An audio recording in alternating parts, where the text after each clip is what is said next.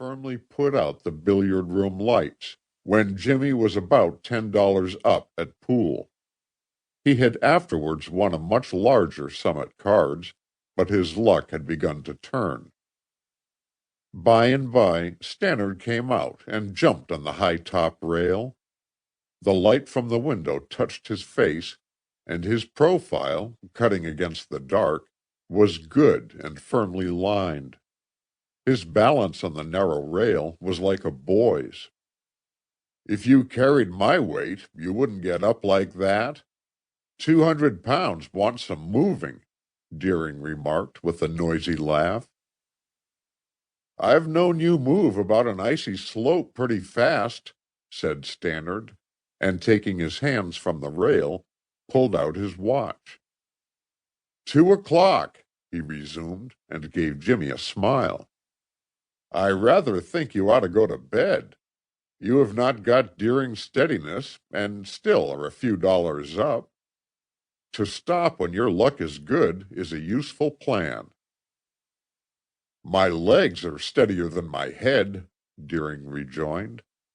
"When I played the 10 spot, Jimmy saw my game. Cost me $5. I reckon I ought to go to bed." Jimmy frowned. He was persuaded he was sober, and although Stannard was a very good sort, sometimes his fatherly admonition jarred. Then he had won a good sum from Stannard and must not be shabby. The strange thing was, he could not remember how much he had won. "To stop as soon as my luck turns is not my plan," he said. "I feel I owe you a chance to get your own back."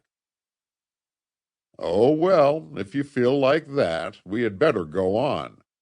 But your fastidiousness may cost you something," Stannard remarked, and Deering hit Jimmy's back.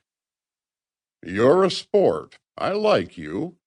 Play up and play straight's your rule." Jimmy was flattered, although he doubted Deering's soberness. He did not play straight, and when he won, he did not go off with a wallet full of his friend's money. All the same, Jackson's bored look annoyed him, since it rather indicated that he was willing to indulge Jimmy than that he noted his scrupulous fairness. Jimmy resolved to banish the fellow's languor, and when they went back to the card table, demanded that they put up the stakes. Jackson agreed resignedly, and they resumed the game. The room got hotter, and the cigar smoke was thick. Sometimes Stannard went to the ice pail and mixed a cooling drink. Jimmy meant to use caution, but his luck had turned, and excitement parched his mouth. By and by, Stannard, who was dealing, stopped. "Your play is wild, Jimmy," he remarked. "I think you have had enough." Jimmy turned to the others. His face was red and his gesture boyishly theatrical. "I play for sport, not for dollars. I don't want your money, and now you're getting something back, we'll put up the bets again." "Then, since your wad is nearly gone, somebody must keep the score," said Jackson, and Stannard pulled out his notebook. Jimmy took another drink and tried to brace up. His luck, like his roll of bills, was obviously gone. But when he was winning, the others had not stopped, and he did not want them, so to speak, to let him off.